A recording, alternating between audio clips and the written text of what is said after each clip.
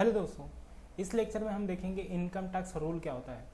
जैसे कि ये कंपोनेंट है इनकम टैक्स एक्ट का, कि इनकम टैक्स रूल भी एक तरह का कंपोनेंट है, उसका भाग है। ठीक है, तो इनकम टैक्स रूल होता क्या है 1962 वो देखेंगे।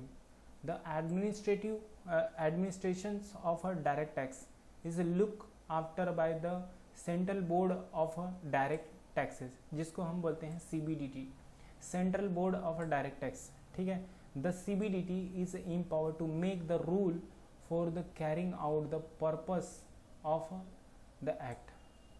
मतलब क्या बोलता है CBDT जो रहता है वो पावर देता है किसको, to make the rules for carrying out the purpose of the act for the proper administrations of income tax।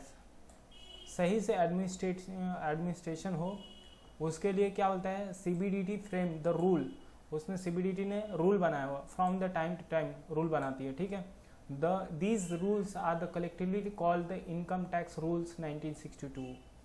मतलब ये इस रूल को हम 1962 इनकम टैक्स रूल्स 1962 बोल सकते हैं। हर बार ये टाइम टू टाइम इसको रूल फ्रेम किया जाता है। ठीक है, रूल्स ऑल्सो हैव अ सब रूल्स। अभी क्या बोलते हैं रूल्स ऑल्सो हैव अ सब रूल प्रोविजो, इसमें भी एक्सेप्शन है, एक्सप्लेनेशन है। ठीक है, the proviso to a rules और सब rule spell out the exceptions to the limit and conditions guidelines basis of valuations as the case में be spelled out in the rule sub rule।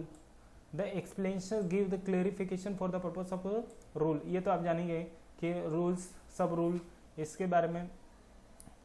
it is important to keep in the mind that along with the income tax act these rules should also be studied।